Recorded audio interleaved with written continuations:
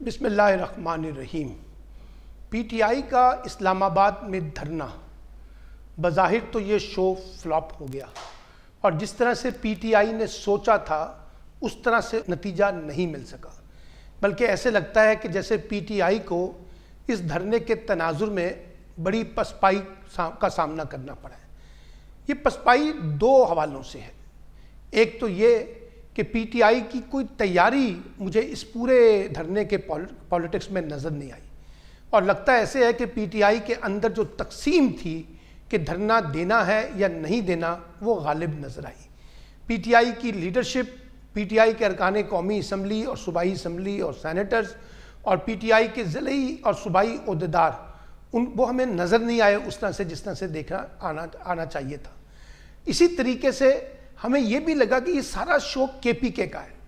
پنجاب سے جس طرح کی موبلائزیشن ہونی چاہیے تھی وہ نہیں ہوئی، اور پنجاب میں جن جن لوگوں نے دعوے کیے تھے پہنچنے کے وہ نہیں پہنچ پائے۔ اب اس کے دوسرا پہلو بھی ہے، اور وہ دوسرا پہلو یہ ہے کہ پی ٹی آئی کا راستہ روکنے کے لیے ریاست نے، حکومت نے بھرپور طاقت کا استعمال کیا، اور پورے پاکستان کو مفلوج کر دیا، پیرالائزڈ کر دیا، لاک ڈاؤن کر دیا، انٹرنیٹ کو بند کر دیا، ٹرانسپورٹ کو بند کر دیا، ٹرین سسٹم بند ہوا، ہر طرح کے جو موٹر ویز ہیں، جی ٹی روڈز ہیں، وہ بند کر دیے گئے۔ تو بظاہر ہے کہ اس صورتحال میں کون پہنچ پاتا اسلام آباد، لیکن یہ اسسمنٹ پی ٹی آئی کے لوگ پہلے کیوں نہیں کر سکے؟ کیا ان کو اندازہ نہیں تھا کہ حکومت طاقت کے زور پر ان کا راستہ روکے گی؟ پھر وہاں جو وائلنس ہوا اس کا ذمہ دار کون ہے؟ حکومت پی ٹی آئی کو ذمہ دار سمجھتی ہے، پی ٹی آئی ان کو ذمہ دار سمجھتی ہے، اور اب وائلنس کو چھپانے کی کوشش بھی ہو رہی ہے۔ لیکن بات پھر وہی ہے، ایسے لگتا تھا جیسے یہ سارا دھرنا علی امین گنڈا پور اور بشرا بی بی کے دائرہ کار میں گھوم رہا ہے۔ وہی فیصلے کی طاقت رکھتے ہیں، وہی فیصلہ کرنے والے تھے، انہی کی پلاننگ تھی۔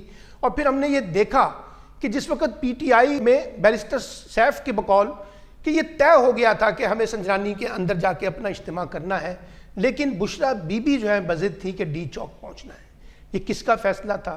پھر یہ بھی فیصلہ ہوا تھا کہ جو بشرا بی بی ہیں وہ اس میں ریلی میں شرکت نہیں کریں گی، وہ سیاسی بیان بازی نہیں کریں گی، وہ پی ٹی آئی کا حصہ نہیں ہے، لیکن وہ تو بڑی ایکٹیو نظر آئی پورے دھرنے پالیٹکس کے اندر۔ پھر ہم نے دیکھا کہ جس انداز سے علی امین گنڈا پور اور بشرا بی بی اور عمر ایوب میدان چھوڑ کر گئے، اور جس طریقے سے وہ نکلے، اس سے بھی ورکرز کے اندر بہت زیادہ ڈپریشن اور فرسٹریشن پیدا ہوئی۔ اور اگر یہ گرفتاری نہیں دے پا رہے تھے تو ان کو بھاگنے کی ضرورت کیوں تھی؟ کیوں یہ گرفتاری سے بچنے کی کوشش کر رہے تھے؟ آپ نے تو پورے اسلام آباد میں لوگوں کو رکنے کا کہا تھا، آپ نے کہا تھا کہ جب تک عمران خان رہا نہیں ہو جائیں گے ہم نہیں جائیں گے۔ اور یہ علی امین گنڈا پور تو ایسے لگتا ہے کہ جیسے کوئی ایک کریکٹر ایسا ہے جو کنفیوزڈ ہے۔ وہ لاہور کے جلسے میں بھی نہیں پہنچے تھے، وہ اسلام آباد کے جلسے میں بھی نہیں پہنچے، وہ کل پہنچے لیکن اس طرح سے جس طرح سے گئے اس سے بھی ایک ٹامہ نکلا۔ تو یہ ساری صورتحال پی ٹی آئی کے لیے کوئی اچھی ثابت نہیں ہوئی، اور پی ٹی آئی نے جو امپیکٹ ڈالنا تھا عمران خان کی رہائی کے سلسلے میں وہ نہیں پڑ سکا۔ اور حکومت اپنے آپ کو سمجھتی ہے کہ اس نے ایک ون ون سچویشن کے ساتھ یہ مارکا مار لیا ہے۔ مسئلہ حکومت کا نہیں ہے، مسئلہ یہ ہے کہ حکومت نے تو پوری ریاستی طاقت کا استعمال کر کے راستہ روکا ہے نا، اس سے حکومت کی الگ بدنامی ہوئی ہے۔ حکومت کی نیک نامی میں کوئی اضافہ نہیں ہوا، سیاست اور جمہوریت ان کی مضبوط نہیں ہوئی، آئین اور قانون کی حکمرانی ان کی مضبوط نہیں ہوئی۔ پھر ہم نے یہ بھی دیکھا کہ حکومت کے اندر سارے فیصلوں کا جو دائرہ کار تھا وہ محسن نقوی تھے، سارے فیصلے وہ کر رہے تھے، حکومت کو تو پتہ ہی نہیں تھا، وزیر اعظم کو تو پتہ نہیں چلا، وزیر اعلیٰ کو تو پتہ نہیں چلا، اور بہت سے لوگوں نے کہا ہمیں تو پتہ ہی نہیں یہ سارا سٹیج کیسے تیار کیا گیا ہے۔ پھر اس کے بعد ہم نے یہ دیکھا کہ خاص طور پہ اس دھرنے کے بعد پی ٹی آئی کا جو لیول آف جسے کہتے ہیں نا کمٹمنٹ وہ لو گیا ہے، ان میں مایوسی بڑی ہے، اور اب شاید اتنی تیزی سے اور اتنی جلدی یا فوری طور پہ کوئی احتجاجی کال نہیں دی جا سکے گی۔ لوگ باہر نہیں نکلیں گے، اور خاص طور پہ کے پی کے لوگ جو عمران خان کے لیے باہر نکلے تھے وہ بھی باہر نہیں نکلیں گے، کیونکہ علی امین گنڈا پور تیسری دفعہ ان کے ساتھ ہاتھ کر گئے ہیں، اور بشرا بی بی جنہوں نے اپنا امیج بلڈ کرنے کی کوشش کی وہ بھی ہاتھ دکھا گئی۔ تو پی ٹی آئی کا جو مشکل معاملہ ہے وہ ختم نہیں ہو رہا۔ حکومت طاقت کے زور پر ان کو راستہ نہیں دینا چاہتی، اسٹیبلشمنٹ ان کو راستہ نہیں دینا چاہتی، روزانہ کی بنیاد پر ان پہ نئے نئے مقدمے جو ہے وہ تیار ہو رہے ہیں۔ عمران خان کی رہائی کے حوالے سے جو امکانات پیدا ہوئے تھے وہ بھی کمزور ہو گئے ہیں، اور یہ کہا جا رہا ہے کہ جب تک عمران خان اسٹیبلشمنٹ کے سامنے سرنڈر نہیں کریں گے ان کو ریلیف نہیں ملے گا، اور عمران خان کہتے ہیں کہ جو کرنا چاہتی ہے اسٹیبلشمنٹ اور حکومت کر لے، وہ سرنڈر نہیں کریں گے، نہ وہ معافی مانگیں گے۔ اب اس ڈیڈ لاک میں دھرنا ختم ہو گیا، پی ٹی آئی ناکام ہو گئی بقول حکومت کے، لیکن کیا محاذ رائی اور ٹکراؤ کی سیاست ختم ہو جائے گی؟ نہیں، یہ ٹکراؤ کی سیاست بھی بڑھے گی۔ پھر ہم نے یہ دیکھا کہ پاکستانی میڈیا کو جس طرح سے کنٹرول کیا حکومت نے اور اسٹیبلشمنٹ نے، یک طرفہ خبروں کا پورا بازار گرم کیا گیا اخبارات میں اور ٹی وی میں، اور اب ڈیجیٹل میڈیا کے وہ لوگ جو رپورٹنگ کر رہے ہیں بتا رہے ہیں کہ وہاں لوگوں کی ہلاکتیں ہوئی ہیں، ان کو گرفتار کیا جا رہا ہے۔ مطیع اللہ جان کی مثال آ گئی، شاکر روان کی مثال آ گئی۔ یہ ساری چیزیں ظاہر کرتی ہیں کہ حکومت کے اوپر بھی ایک خوف تو ہے، طاقت کا استعمال تو ہے، طاقت کی بنیاد پہ مخالفین کو کچلنے کی سوچ تو ہے، اور اب یہ لڑائی بڑھے گی، کم نہیں ہوگی، کیونکہ اگرچہ پی ٹی آئی نے کہا تھا یہ ہماری حتمی کال ہے، سیاست میں کوئی حتمی کال نہیں ہوتی، سیاست میں بار بار کالیں حتمی ہوتی ہیں، آخری مارکا سمجھ کے باہر نکلا جاتا ہے۔ تو اس لیے پی ٹی آئی کی ریزسٹنس بھی اپنی جگہ رہے گی، حکومت کی resistance against P T I وہ بھی وہیں پر رہے گی، اسٹیبلشمنٹ کی resistance against P T I وہ بھی برقرار ہے، اور پی ٹی آئی کی اسٹیبلشمنٹ کے کانٹیکس میں برقرار ہے۔ یہ جو سارا ایلیمنٹ ہے، ہم ٹکراؤ اور محاذ رائی سے باہر نکلنے کے لیے تیار نہیں ہیں۔ ہم سیاست کو ایک ایسی سٹیج پہ لے کے جا رہے ہیں جہاں لگتا ہے کہ ٹکراؤ کی سیاست کو بالادستی حاصل ہونی ہے، اور یہ دھرنوں کی سیاست، احتجاجی سیاست، محاذ رائی کی سیاست، ٹکراؤ کی سیاست کے نتیجے میں نہ تو پولیٹیکل سٹیبلٹی آئے گی، نہ اکنامک سٹیبلٹی آئے گی۔ اور یہ جو انسٹیٹیوشنز ہیں، یہ بار بار مجھ سے سوال پوچھتے ہیں لوگ کہ جی پی ٹی آئی چاہتی کیا ہے، اور پی ٹی آئی کیوں نہیں سیاسی حکمت عملی کے تحت آگے بڑھنا چاہتی؟ بھائی دھرنا بھی ایک سیاسی حکمت عملی ہے، احتجاج بھی سیاسی حکمت عملی ہے، لیکن سوال یہ ہے کہ پی ٹی آئی ہو یا حکومت ہو، کیا واقعی وہ ریکنسیلیشن چاہتے ہیں؟ کیا حکومت چاہتی ہے کہ پی ٹی آئی کے ساتھ مفاہمت ہو؟ کیا اسٹیبلشمنٹ چاہتی ہے کہ پی ٹی آئی کے ساتھ مفاہمت ہو برابری کی بنیاد پہ؟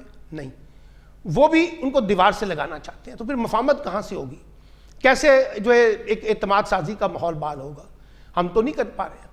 تو اس لیے جب آپ اپنے سیاسی فیصلے سیاسی فورم پہ نہیں کریں گے، پارلیمنٹ کے اندر نہیں کریں گے، پولیٹیکل لوگ بیٹھ کے نہیں کریں گے، تو پھر نان پولیٹیکل اپروچ جو ہے اس کو ڈومیننٹ ملتی ہے اور وہ بالادست ہو جاتی ہے۔ پھر ہم کہتے ہیں کہ جی سیاست کے خلاف فیصلہ ہو رہا ہے، جمہوریت کے خلاف فیصلہ ہو رہا ہے، اور یہ جناب آئین اور قانون سے ہٹ کے فیصلے ہو رہے ہیں۔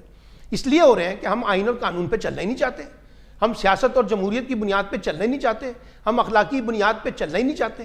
ہم تو طاقت کے نشے میں اس حد تک قید ہو چکے ہیں کہ جو جتنا طاقتور ہے وہ اپنے سیاسی مخالف کو اتنی شدت کے ساتھ کچلنا بھی چاہتا ہے، ختم بھی کرنا چاہتا ہے، دیوار کے ساتھ بھی لگانا چاہتا ہے۔ یہ جو اپروچ اس وقت پاکستان کی پالیٹکس میں آ گئی ہے زیادہ ڈینجرس ہے، اور پی ٹی آئی کو اب یہ بھی سوچنا پڑے گا کہ بھائی صرف دھرنا مزاحمت نہیں ہوتی، احتجاجی جلسہ مزاحمت نہیں ہوتی، آپ کو پارلیمنٹ کے اندر بھی مزاحمت دکھانی ہے بھرپور طریقے سے، آپ کو میڈیا کے پلیٹ فارم سے بھی مزاحمت دکھانی ہے، آپ کو انٹرنیشنل میڈیا کا پلیٹ فارم بھی یوز کرنا ہے جہاں پی ٹی آئی کے لیے زیادہ ہمدردی ہے۔